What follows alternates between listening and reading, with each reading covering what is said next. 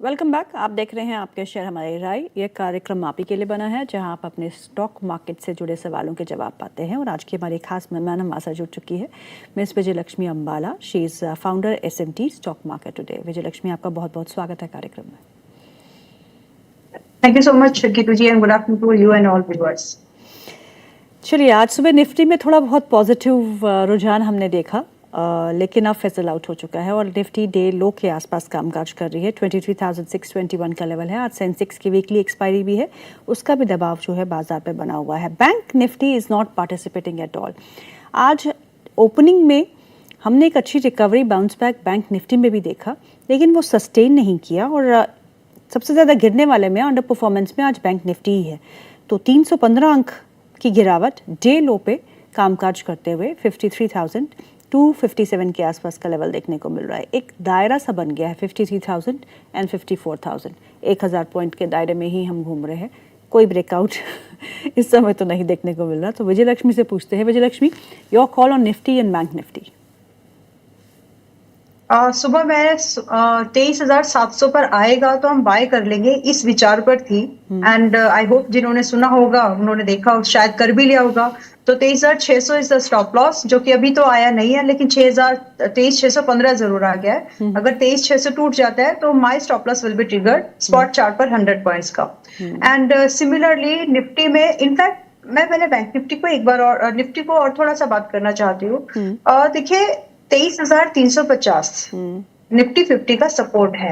अगर आप प्राइस को डेली टाइम फ्रेम पर शिफ्ट करें, आपको 4 कैंडल ग्रीन दिख रही है और 4 कैंडल दिख रही है आपको, और इट्स लाइक रेड। 8 दिन की जो कैंडल्स बने हुए हैं, इट जस्ट लाइक जैसे जिगजैग जैसी चीजें होती है ना, बिल्कुल एक ऊपर एक नीचे, एक ऊपर एक नीचे, एक नंबर जो समझ में आ रहा है एक राउंड नंबर के तौर पर। सो इट इज लाइक 23,600 से लेकर के 23,500। ये इट्स लाइक यहाँ कि नीचे बात अलग है, यहाँ के ऊपर बात अलग है, ऐसा सेंटिमेंट ट्रिगर्ड हो रहा है। That means a lot of indecision in this point. कोई भी अभी हार मानने को तैयार नहीं है। अब हार मानेगा कौन, ये सवाल आएगा। तो जिस तरह से हमने ये देखा अभी आज कल के मुकाबले में, जो आपका ब्रेंट 110 था डॉलर पर बैरल, तो अभी वो फिर से अगर हम देखेंगे तो फिर वहां से हमको ये अपसाइड दिख रही है कि $106, सुबह 105 समथिंग था, फिर 106 जा रहा है। तो 10 से 12% की जो वोलेटिलिटी है क्रूड लेवल पर, ब्रेंट क्रूड लेवल पर, बहुत कॉमन हो गई है अभी। एंड जब कोई भी स्टेटमेंट, अभी जैसे मार्केट ये मान के चल रही है कि जो पॉलिसी मेकर्स है, चाहे वो प्रेसिडेंट ट्रम्प, चाहे क्या प्रेसिडेंट ट्रम्प, जो कहते हैं वो नहीं करते, जो करते हैं कहते नहीं है वो करते हैं। अभी उन्होंने बोला that we are almost signing and writing down this treaty या फिर डील, जो भी इसका नाम लेना है हमें, कि बातचीत हो रही है। मार्केट इज थिंकिंग इन अ वे कि जब करना है तो कर लो ना। आपका पास्ट परफॉर्मेंस ये कहता है कि आप जो कह रहे हैं उसके इतर ही कुछ करते हैं। तो कथनी और करने में डिफरेंस मार्केट सेंस कर रही है। और फिलहाल के लिए एक और पेन पॉइंट देखिए, ये बात सच है कि प्रॉब्लम की आइडेंटिफिकेशन अगर आपने कर ली और उसके जब आप उसके लिए काम करते हैं, सो this is a positive thing.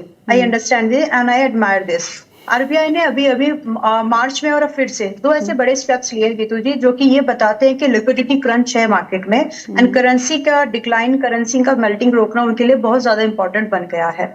Having said this, आज जो अभी इन्होंने स्वैप्स निकाले हैं कि आप बॉन्ड्स रख के, बैंक्स बॉन्ड्स को रख करके आप पैसा ले सकते हो। तो इससे एक चीज क्या समझ में आती है, it's a good step, I agree with it. लेकिन इससे एक चीज ये भी तो समझ में आती है कि मार्केट में लिक्विडिटी बढ़ाने के लिए उनके पास जो इंटरेस्ट रेट घटाकर लिक्विडिटी बढ़ाने वाला जो टूल था, वो उसको यूज नहीं कर पा रहे हैं। That means situation is very tough. साथ में inflation is also something coming out like a very big monster in the market now. Inflation से भी फाइट करना है, तो मार्केट को सपोर्ट करने के लिए आप इन्फ्लेशन को कंट्रोल करने के लिए आप रेट भी नहीं बढ़ा पा रहे हो। सो है तो सिचुएशन बहुत टफ। अब इससे निकलने के लिए सबसे बड़ा कुछ चीजें जो लॉन्ग टर्म में हो सकती हैं, of course government is trying to work hard on that. Hopefully वो सब चीजें टाइम से हो, जिसमें कि क्रूड पर डिपेंडेंसी कम करने का जो टारगेट रखा जा रहा है, यूएई के साथ में जो बातचीत चल रही है कि पाइपलाइन ही बिछा देंगे। तो ये एक फ्यूचर में जो हम लोग बातचीत कर रहे थे ना शुरुआत में, कि हमारी कंट्रीज में कुछ ऐसे स्टेप्स हो ताकि हम और भी ज्यादा स्टेबल बन सके। तो ये एक बड़ा चेंजिंग वाला स्टेप बन सकता है इन फ्यूचर, बिकॉज हमारा काफी ट्रेड डेफिशिएट जो है क्रूड एनर्जी इंपोर्ट की वजह से ही होता है। एंड इसमें ट्रांसपोर्टेशन, अभी भी हम क्रूड इंपोर्ट की बात कर रहे हैं, एक्सप्लोरेशन की बात नहीं कर रहे अपने यहाँ पर। Of course we gonna imported, लेकिन फिर भी काफी हद तक स्टेबिलिटी आ जाएगी। बट मैं इस तरह से देखती हूँ कि काश हम ये कुछ करें कि एक्सप्लोरेशन ही हमारा हो जाए, कुछ इस तरह से दिशा में काम हो तो अच्छी बात है। बट एनीवेज, इतनी सारी बातों को कहने के बाद ये सारे पेन पॉइंट्स हमने टच कर लिए। अभी महंगे हैं, वो सब है। तो लाइन से अगर इसको वर्ड वाइज समझें, अभी हर एक वर्ड का एक मीनिंग है, आप लोग डेफिनेशन चेक कर लेगा। Fiscal deficit, trade deficit, currency melting, FII का आउटफ्लो एंड बॉन्ड यील्ड्स का बढ़ना, ये सारे वर्ड्स नहीं है, दे हैड ऑन मीनिंग। ये सब मार्केट फेस कर रही है। तो कुछ positive triggered ray of hope जो है ना, वो नहीं आ पा रही। तो फिलहाल उसकी ढूंढ में है मार्केट। और फिलहाल के लिए आप भी जो भी अपने ट्रेड्स को प्लान कर रहे हैं, स्टॉक्स में अपॉर्चुनिटीज है, इंडेक्स में इंडिसीजन है, उसी तरह से आप भी एक्सेप्ट कर लो।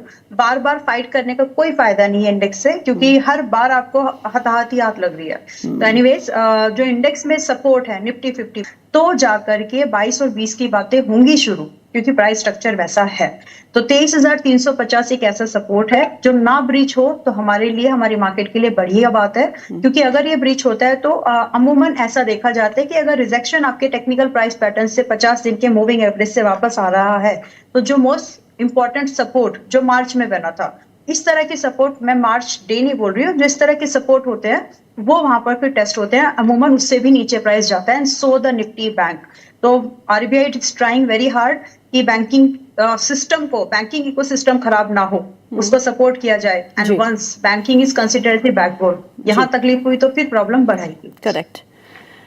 तो बहुत लंबा मैंने बहुत समझाया, सारी चीजें इसलिए एक्सप्लेन किया है, ये आज थोड़ा ज्यादा समय मैंने ले लिया, आई एम सॉरी, बट बाकी चीजों पे मैं कट शॉर्ट कर लूंगी, but it was very important actually. बिल्कुल बिल्कुल समझ गए हम। आपने जो क्रिटिकल पॉइंट्स दिए हैं और जो दिक्कत हमारे देश के साथ है वो है कच्चे तेल के दाम। हम अभी भी 80% ऑफ द ऑयल इंपोर्ट करते हैं, उसका इम्पैक्ट हमारे करेंसी पे भी पड़ता है, हमारे ट्रेड डेफिसिट पे भी पड़ता है, हमारे फिजिकल डेफिसिट पे भी पड़ता है, हमारे कैड पे भी पड़ता है, इंपोर्ट बिल पे भी पड़ता है। So it has a cascading effect जो हमारे सारे ही बैलेंस शीट जो है वो बिगड़ जाती है। सो होप कि समझौता हो और हमें थोड़ी राहत मिले। सवाल जवाब का सिलसिला शुरू करते हैं। फर्स्ट व्यूअर जो है हमारी संगीता बख्शी हैं, वो पूछती हैं, ताज जीवी के होटल है उनके पास, 340 की खरीद है, वो होल्ड करे, एवरेज करे या फिर बेच के निकल जाए? ताज जीवी के एक से और इनकी बाइंग कितने की है? 430, 340। ओके, अभी तो फिलहाल आप होल्ड कर लीजिए फिर। यू शुड मेंटेन इंडीड, आपको एक स्टॉप लॉस जरूर रख लेना चाहिए 290। और एक बार वापस अगर आपको 325 ब्रेकआउट मिल गया तो फिर आप 340 की रिकवरी के लिए ना रुकें, आप इसमें टारगेट का वेट करिएगा, ranging from 372 to 385। Stop loss maintain कर लीजिए एंड ऑब्जर्व करिए कि अगले 5-6 दिन में ये 325 के ऊपर ब्रेकआउट कर देता है तो फिर आपका ट्रेड थोड़ा और सिक्योर हो जाएगा। होल्ड करिए फिलहाल। अगला सवाल जो है वो आयुष अग्रवाल का है, वो पूछते हैं बाटा इंडिया के बारे में। उनके पास बाटा इंडिया के 715 पे लिए हुए शेयर है, 850 के टारगेट का इंतजार कर रहे हैं, तो आपसे पूछते हैं क्या टारगेट इंटैक्ट है या नहीं? हाँ जी, आप अभी तो होल्ड कर सकते हैं। वैसे एक बार दिया था और उसका टारगेट आ गया और अच्छा ही बड़ा टारगेट है, मेरे ख्याल से 22%। बट अभी के लिए जो प्राइस स्ट्रक्चर है, सिर्फ अगर आप, क्योंकि जो टारगेट है वो थोड़े और सेकेंड फेज के टारगेट अमूमन मिड टर्म के होते हैं, तो पहला तो आ गया। अब दोबारा जब हम बात कर रहे हैं तो प्राइस वापस से एक थोड़ा वीक, जो स्ट्रक्चर है फिलहाल वो वीक है।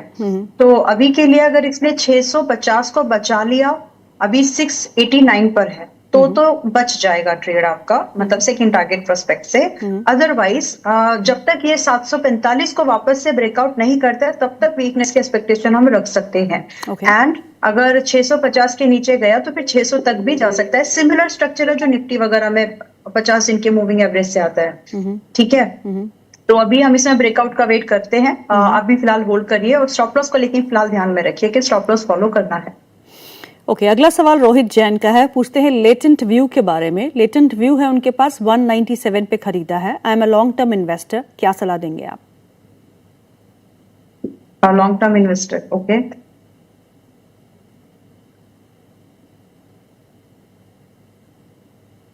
चार्ट नहीं आया, मैं यहाँ देख लेती हूँ। ओके, और इनकी बाइंग कितने की है, अगर मैं दोबारा पूछ सकती हूँ प्लीज? इनकी जो बाइंग है वो 197 की है।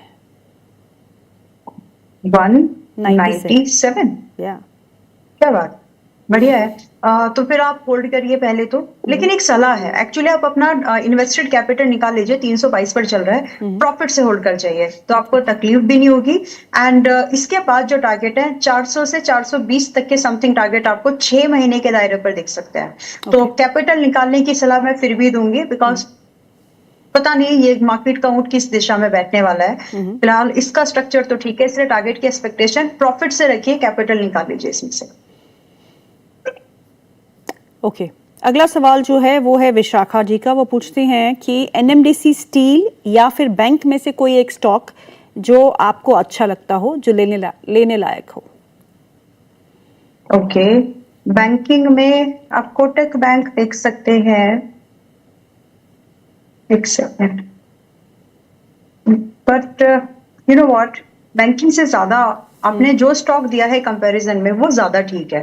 So go with NMDC steel which is I think 44 something चल रहा। एक सेकेंड चलिए देख के लेते हैं। एनएमडीसी स्टील आपने क्योंकि स्टॉक दूसरा दिया है साथ में, दैट्स व्हाई। तो एनएमडीसी स्टील आई थिंक ज्यादा बेटर है, गो विद दैट, आप उसको देख सकते हैं। ओके, सरोज का अगला सवाल है। वो पूछती हैं कि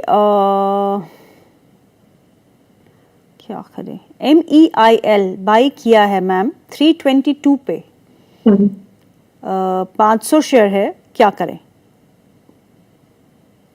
MEIL 322 500 शेयर्स, ठीक है, होल्ड करिए। और स्टॉप लॉस मेरे ख्याल से MEIL मैंने सेकंड टाइम अभी 1.5 महीने के बाद आज दोबारा रेकमेंड किया है। इससे पहले 320 पर भी पार्डन 230 पर भी रेकमेंड किया था, अभी पिछले महीने की बात है ये। तो अभी भी यहाँ पर जो व्यू है वो लॉन्ग का है, और यहाँ आप अपने स्टॉप लॉस को 275 का मेंटेन करके आगे 370 और 400 के टारगेट के एक्सपेक्टेशन के लिए होल्ड रख सकते हैं। ओके, राजू कुमार जी का सवाल है जील पे, जी एंटरटेनमेंट 90 पे लिया है उन्होंने, अब आपसे पूछते हैं क्या करूं? 90 पे जील शायद मेरे पास है, जील एंड सन टीवी। तो मैं इस पे कोई रिव्यू नहीं दूंगी, दोनों ही मेरे पोर्टफोलियो में भी है, Zeel and Sun TV. Okay, Zeel और सन टीवी। सन टीवी, मतलब मीडिया पे आप ज्यादा ध्यान दे रही है, राइट? मीडिया के 2 स्टॉक्स। चलिए, अगला सवाल जो है वो सेंको गोल्ड पे है, इन्होंने नाम नहीं लिखा। वो आपसे पूछते हैं कि सेंको गोल्ड आपके चार्ट्स कैसे लगते हैं, आपको खरीदना चाहिए या नहीं? कल ही तो रेकमेंड किया है खरीदना चाहिए, और ये बात तो मेरे ख्याल से 335 का।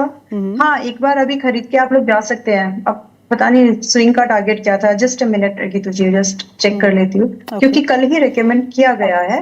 और चार्ट आज थोड़ा नेट मेरे पास भी स्लो ही है। एनीवेज यस, 330 ऑनवर्ड्स रिकमेंडेशन दी थी, और जो पहला टारगेट वो 370 का है, अभी 347 347 चल रहा है। तो यहाँ से अभी भी टारगेट बचा हुआ है। मैंने ये डिस्क्लोजर इसलिए दे दिया क्योंकि वेंसडे यस्टरडे ही रिकमेंड किया गया है ये। तो मैं इसमें बुलिश हूँ, और अभी हमारी बाइंग से और इस बाइंग में 12-15 रुपए का ही फर्क आया है। स्टॉप लॉस यस 300 रुपए का स्टॉप लॉस हम मेंटेन कर रहे हैं, तो आपको भी वही स्टॉप लॉस रिकमेंड होगा। तो अगर आप चाहें तो स्टॉप लॉस थोड़ा और छोटा कर लें, क्योंकि आज 10-12 रुपए चल ही चुका है, तो 310 का स्टॉप लॉस विल वर्क, 370 से 400 के टारगेट कम से कम। अगला सवाल जो है पुष्कर जी का है। वो पूछते हैं 3 स्टॉक्स के बारे में, Poonawalla Fincorp, Bajaj finance, Bajaj Finserv. इनमें से अगर किसी में फ्रेश बाइंग करनी हो तो कहाँ करें, विच इज बेटर? ओके, एक एक करके अब कंपैरिजन में तीनों स्टॉक एक साथ लेना मुझे जरूरी है। Bajaj Finserv, okay, Poonawalla Fincorp, एक और था वो कौन सा है? Bajaj Finserv, Bajaj finance, Poonawalla Fincorp. अच्छा,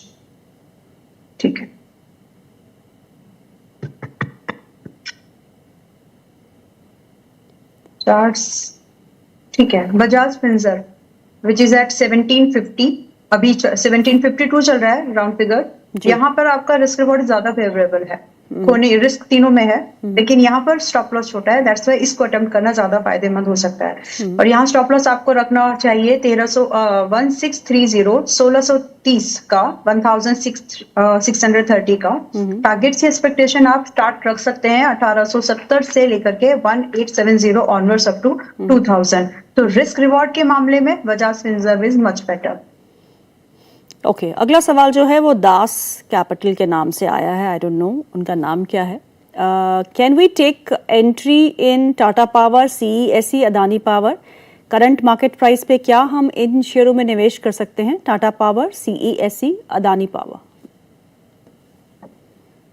टाटा पावर में यस, सीईएससी, अडानी पावर में थोड़ा रुक जाइए। देखिए, अगर आप शॉर्ट टर्म इन्वेस्टमेंट की बात कर रहे हैं, जैसे 1 महीने के मूवमेंट की आप एक्सपेक्टेशन रख रहे हो और आपकी स्टॉप लॉस लेने की क्षमता 10% से ज्यादा की नहीं है, so this is not the right time, क्योंकि अभी तो यहाँ से 10 से 15% के pull back, healthy pull back market consider करेगी, which is and also serious investors are waiting for that. क्योंकि जिनसे अगर एक मूवमेंट मिस हो गई है, जो सेकंड अटेम्प्ट में इन्वेस्टमेंट करते हैं, वो लोग इस तरह के जो पुल बैक्स आते हैं वहां पर इन्वेस्टमेंट प्लान करते हैं। बट जितना चल चुका है ये स्टॉक, जैसे अडानी पावर है, उसके हिसाब से करेक्टिव मूवमेंट आप अडानी टाटा पावर को देख लीजिए, 460 से 410 परसेंटेज वाइज, इट्स लाइक 15-17%।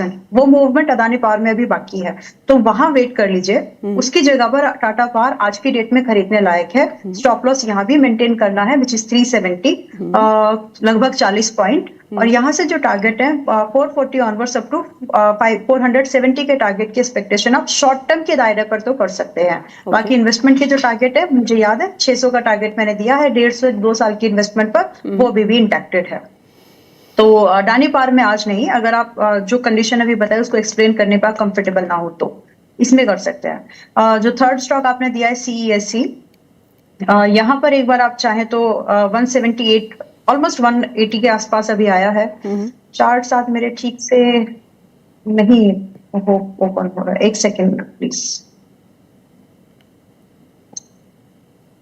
ठीक है, चलो ये बेटर। तो यहाँ पर अगर हम देखेंगे तो अभी यहाँ भी आपको जो सही बाइंग की अपॉर्चुनिटी मिलेगी, ये होगा आपको लगभग 170 के पास में। सो 8 से 12 पॉइंट और थोड़ा सा डिस्काउंट आपको मिल सकता है। प्राइस अलर्ट लगाइए ताकि आप एंट्री ले ले, and when you are taking your entry, cut the noise, क्योंकि फिर वही लगेगा कि मैंने गलत तो बाई नहीं कर लिया है। आप ऑलरेडी एक अच्छे डिस्काउंट के बाद एंट्री कर रहे हो, एक स्मूथ, एक हेल्दी काउंटर पर, तो फिर आपको डरना नहीं है। ओके, चलिए अगला सवाल लेते हैं। अगला सवाल अयान का है। वो पूछते हैं